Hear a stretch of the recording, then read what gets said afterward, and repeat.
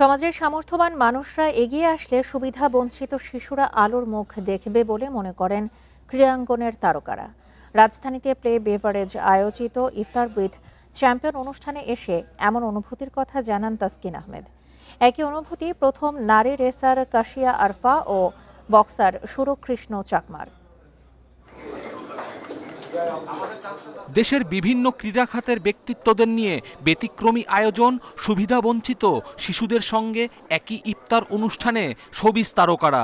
Tiger speed star Taskin Ahmed স্পটলাইটে আলাদা করে আলো কেড়েছেন দেশের প্রথম নারী রেসার কাশফিয়া আরফা। ইফতার অনুষ্ঠানে বক্সারদের একমাত্র প্রতিনিধি আন্তর্জাতিক অঙ্গনে খ্যাতি পাওয়া সুরকৃষ্ণ চাকমা। ভার্চুয়ালি যুক্ত হন কানাডা প্রবাসী ফুটবলার সমিত সোম। সুবিধাবঞ্চিত ও এতিমদের সঙ্গে ইফতারের মুহূর্ত আবেগ আপ্লুত করেছে তাসকিন কাশফিয়াদের। তাদের সুন্দর ভবিষ্যতের জন্য সমাজের সবাইকে দায়িত্বশীল হওয়ার তাগিদ তারকাদের।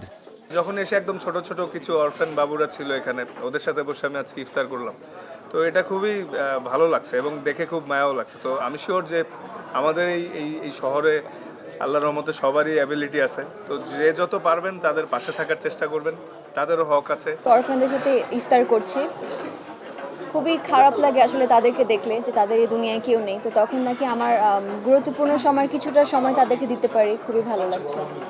একা সম্ভব না, এটা কিন্তু সব হচ্ছে একত্রিত করতে হবে। যারা হচ্ছে ধরেন যাদের হচ্ছে ক্যাপাবিলিটি আছে বা স্পোর্টসম্যান বলেন, যারা হচ্ছে ভালো জায়গায় আছেন, ওরা চাইলে কিন্তু অনেক কিছু করতে পারেন।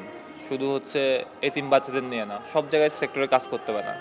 এদিকে এতিমদের নিয়ে ভিন্ন ইফতার আয়োজনে তারকাদের ইতিবাচক সাড়া মেলায় কৃতজ্ঞতা জানিয়েছে প্লে ফুডস অ্যান্ড বেভারেজ কর্তৃপক্ষ।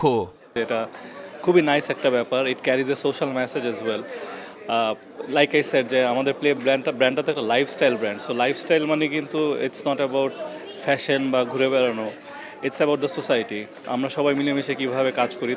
বড় পরিসরে সাফল্য মিললে দেশের ক্রীড়া খাতে অবদান রাখার প্রত্যয় প্লে ফুডস অ্যান্ড বেভারেজের। সেই লক্ষ্যেই কাজ করে যাবে প্রতিষ্ঠানটি। কপিল পাল, ইন্ডিপেন্ডেন্ট নিউজ।